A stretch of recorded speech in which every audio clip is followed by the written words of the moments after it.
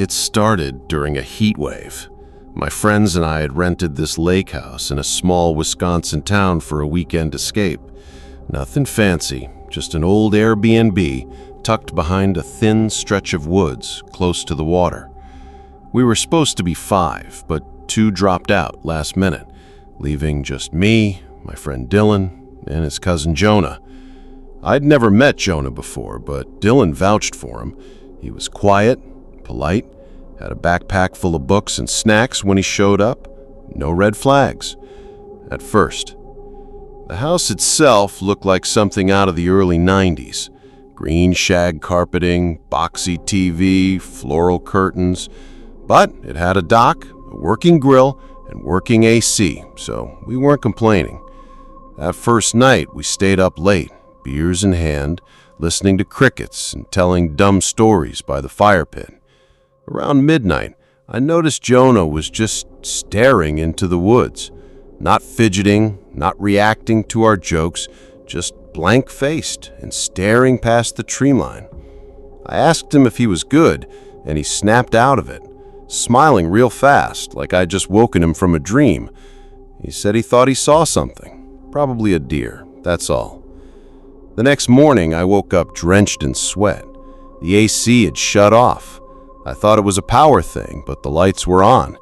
Dylan was still asleep on the couch, and Jonah's room door was wide open, empty. I figured maybe he went for a walk. I opened the sliding door to the backyard and froze. All the lawn chairs were turned, facing the woods, neatly aligned like an audience.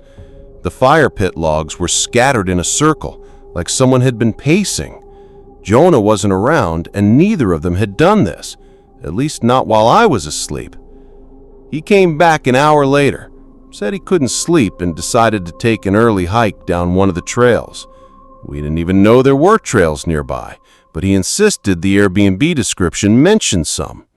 He looked tired, like he hadn't slept at all. When Dylan asked about the chairs, Jonah didn't even look at them. He just muttered something about the wind. We dropped it.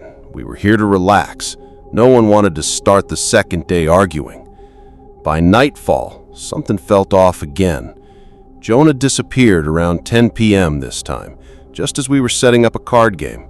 Said he was going to go take a phone call, but when I passed by his room 15 minutes later, the door was cracked open and the light was off. His phone was sitting on the bed. No sound, just darkness. I stepped outside to see if he was on the porch and noticed muddy footprints on the wooden steps, fresh, like they'd just been made. They led toward the edge of the woods, but stopped. No more prints. No grass disturbed, just ended, like he vanished mid-step. We were all supposed to leave Saturday morning. That was the plan. But Saturday night ruined that. Around 2 a.m., I woke up to the sound of static. Loud, sharp static, like an old radio was stuck between stations. I sat up, confused, then realized it was coming from the living room. The old box TV was on, even though we hadn't touched it all weekend. Just a blank, snow-filled screen flickering in the dark. I stepped out of the bedroom and nearly stepped on Jonah, who was just lying on the floor, eyes open, staring at the static. Not blinking, not moving, just breathing shallow and watching. I called his name. No reaction. I tapped his shoulder. He blinked, then whispered, "They're almost done watching." I asked him what he meant, but he stood up slowly, turned the TV off, and walked back to his room without a word.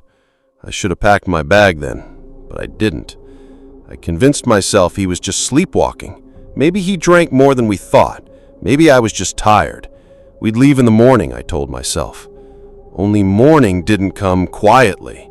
Around 5 a.m., Dylan shook me awake.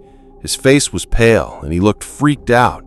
He pointed to his phone, where there was a voice message sent from his own number to mine.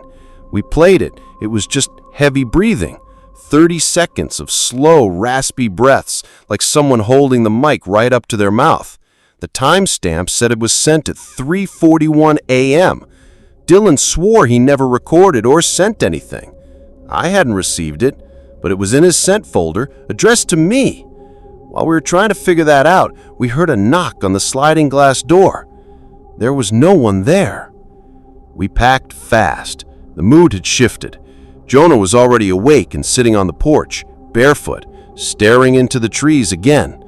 I told him we were heading out early. He didn't protest, just nodded slowly and whispered, "Be safe going back." We didn't offer him a ride. He didn't ask. Dylan and I didn't speak a word until we were 20 minutes away from that place. I thought that was the end of it. I hoped it was. But that night when I was home and getting ready for bed, I noticed a new note saved on my phone. I don't remember writing it. It was just one sentence. "I know where you sleep now." No title, no date, just sitting there in my notes app. I texted Dylan immediately. He didn't reply for hours. When he did, all he said was, "Check your porch." I thought he was messing with me, but when I looked outside, I saw a small pile of dirt right in the center of my welcome mat. On top of it, a pebble, and on top of that, a perfectly aligned pine needle, like someone had placed them there with purpose, like it meant something. I didn't sleep that night. I haven't heard from Jonah since. Dylan said he tried messaging him, but the number doesn't work anymore. His Instagram's gone. The Airbnb account we booked through? Deleted. No trace of it on the site. When I called the customer support line, they said there was never a listing at that address. I haven't tried going back a few weeks later. The road was blocked off. A faded detour sign was the only thing in sight, like the place didn't want to be found again. And the weirdest part? That note on my phone. It changed. A few days after all this, I went to show it to a friend, and it had a second line added. Same font, same format, like I had typed it. It now said, "I know where you sleep now. I liked your lakehouse." I deleted it immediately, but some nights I wake up thinking I hear static, and when I check the porch, the pattern's back. Dirt, pebble, pine needle. Always aligned, always watching.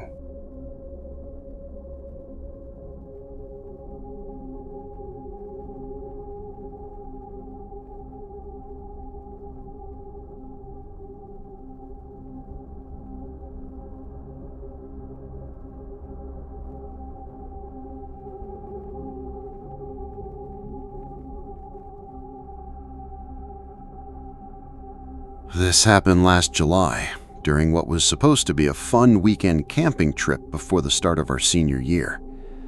My name's Evan, and I grew up in Vermont.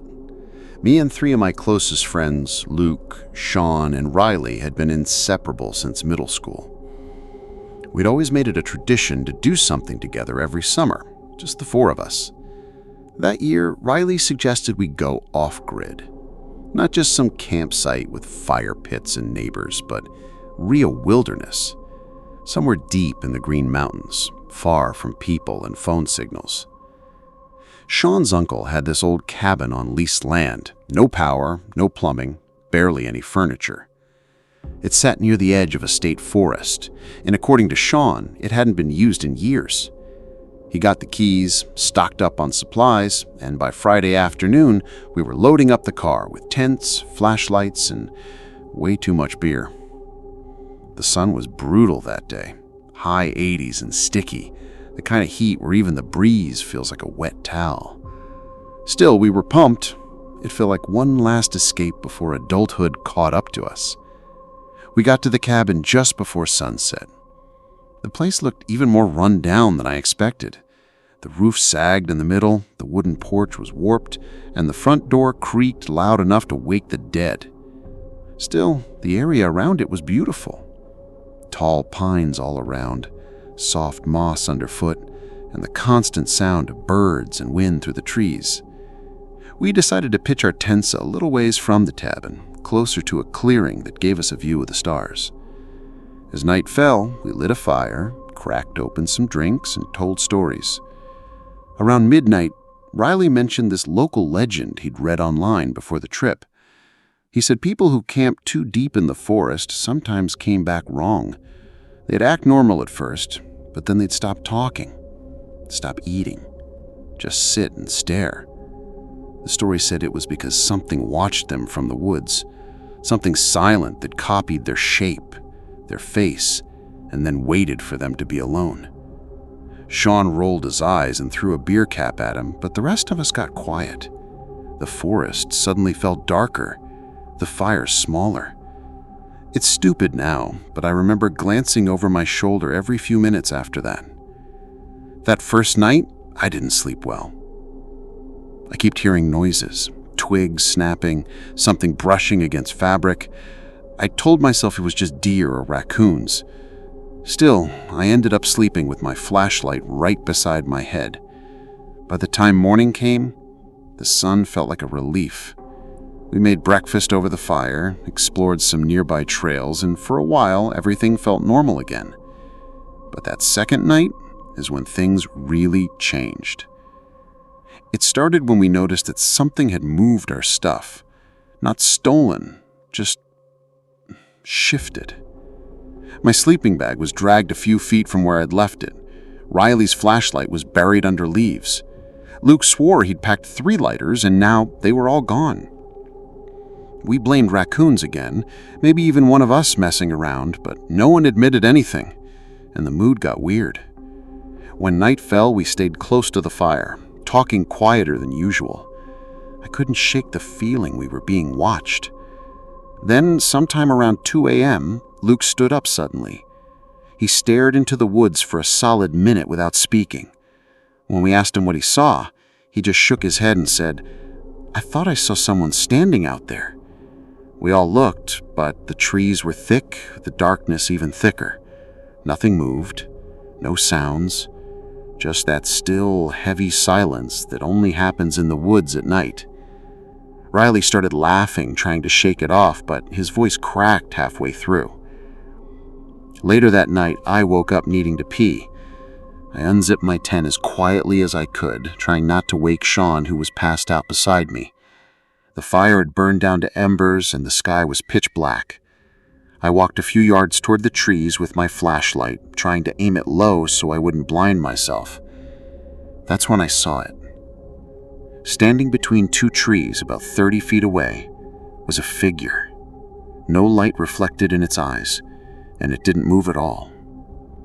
At first, I thought it was one of the guys, but it was too still. Its arms hung down too straight, and the shape of the head was off, like it was too long or tilted. I froze. My flashlight started to dim, not flicker, just slowly fade. I backed away slowly, not blinking. The second I turned to run, I heard a low, deliberate crunch of leaves behind me. Not rushed, not fast, just one step. Then silence. I bolted back to the tent, zipped it up, and lay there with my eyes wide open until sunrise. I didn't tell the others right away. I didn't even trust what I saw. But the next morning, Sean looked pale and distant. He finally said that he had woken up and saw someone standing just outside our tent. He thought it was Luke at first, but whoever it was never answered when he whispered to them. They just stood there, then turned and walked into the woods. Sean didn't sleep after that. When Luke finally came back from gathering firewood, we asked him if he had been out there, but he looked confused and said he'd been by the creek the whole morning. That afternoon, we agreed to pack up early. The place felt wrong now, like the air itself was pressing in on us. But right as we were loading up the last of our gear, Riley realized his keys were gone. We searched everywhere. The cabin, the tents, the fire pit, nothing. No keys, no spare. We couldn't call for help, no signal out there. So we had no choice but to stay another night. That was our mistake. That evening, none of us spoke much. We didn't light a fire, didn't cook anything, just sat in a tight circle with our backs to each other and our flashlights on. Sometime after midnight, we started hearing it. Soft rustling, always just beyond the reach of the light. Then soft footsteps circling the tents. No animal moves like that. No animal mimics your breathing. Because at one point we realized we could hear it copying us. Every time one of us sighed, it would sigh too. When Sean sniffled, it did the same, like it was listening. learning. When Riley finally snapped and shouted into the dark, everything went quiet. Completely, unnaturally silent. Then a voice answered. But it wasn't Riley's voice. It was mine, calling from the trees, whispering, "Hey, over here." I didn't move. I didn't speak, but my voice kept repeating those words, again and again, until Sean turned his light towards the sound and saw something duck behind a tree. He dropped the flashlight. We didn't sleep at all that night. At first light, we made a run for it.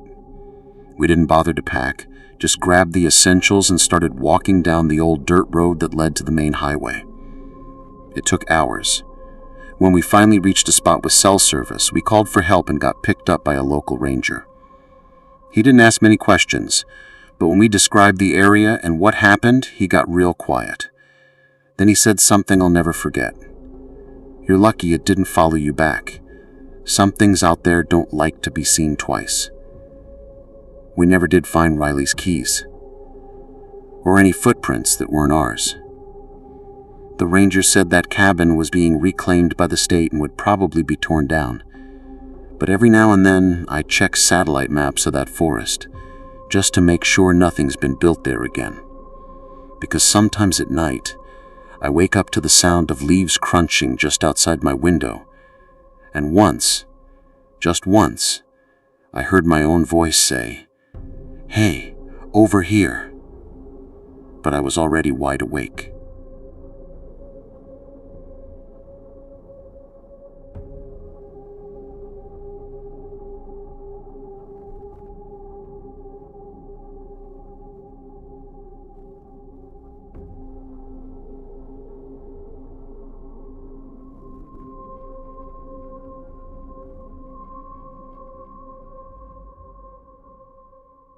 I was 20 the summer this happened. My best friend Ethan and I had been house-sitting for his uncle, whose lakefront cabin in upstate New York, deep in the Adirondacks, was the stuff of postcards. Wooden dock, canoes, pine trees stretching into the sky. The plan was simple: 3 weeks of freedom, beer, fishing, bonfires, and the kind of quiet you don't get in the city. I'd been there once before as a kid, but I barely remembered anything about it. Ethan swore the place was haunted by some old ghost story about a man who drowned there, but I figured he was just trying to freak me out. We got up there on a Thursday. The weather was warm, and the air smelled like pine and water. It felt perfect. The first few days went exactly how you'd expect. Lazy mornings, tubing behind the boat, grilling burgers, all that. At night, we'd sit around the fire pit, tossing in pine cones to watch them crackle, joking about ghosts and skinwalkers. It wasn't until about a week in that things started to feel off. It began small. I'd hear splashing out on the lake late at night, way past the time anyone should have been out. Once or twice, I thought I saw something out in the distance, just past the reflection of the moonlight. Ethan said it was probably just fish or a loon, and I told myself he was right. But I stopped going down to the dock alone after dark. One night, Ethan wanted to take the canoe out and stargaze. It was around midnight, the sky pitch black but clear. I wasn't super into the idea, but he wore me down. We paddled a good 15 minutes away from the cabin, drifting in silence under the stars. It was peaceful for a while. But then I saw something. A faint glow across the lake, near the farthest edge. Not like a flashlight or lantern. It was bluish and low to the water, almost like a flame under glass. Ethan saw it too, and for a second, we just stared. Then slowly, it went out. No sound. Just gone. I joked that maybe it was the ghost of the lake, but Ethan didn't laugh. He just said, "Let's head back." The next morning, we walked to the little general store a few miles out to grab more charcoal. The owner was this older guy who'd lived there all his life. While we were checking out, Ethan brought up the light we'd seen and asked if people sometimes night fish out there. The guy's face changed. Not angry, but serious. He asked where we saw it, and when we told him, he said, "That's Dead Man's Hollow. Stay out of there after dark. Bad currents. A lot of folks don't come back." He said it like it was fact. I asked if people really died there, and he just nodded. More than once. That night we didn't talk much. I could tell Ethan was rattled. I know I was. I couldn't stop thinking about that light. And the name, Dead Man's Hollow. It sounded like something from a movie, but it wasn't funny anymore. Around 1 in the morning, I woke up to a thud outside. Not an animal kind of sound, more like a bump against wood. I looked out the back window and saw ripples in the water, like something had bumped the dock. I woke Ethan up. He groggily followed me down to the back porch, but when we looked out, there was nothing, just the lake, calm and wide. We decided it was probably just debris and went back to bed, but I didn't sleep much after that. 2 days later, we were out in the canoe again, closer to the cabin this time. It was just past sunset. The lake was still. The sun was almost gone, painting the water orange. That's when we saw it again. The light. Same glow, same strange bluish color, but this time it was closer, way closer, maybe 100 feet away. It hovered, motionless. Ethan whispered, "We need to go." But before we could move, the light shifted. Not drifted, shifted, like it blinked off where it was and blinked on closer. My stomach dropped. We paddled fast, not talking, just cutting through the water as quickly as we could. I didn't look back.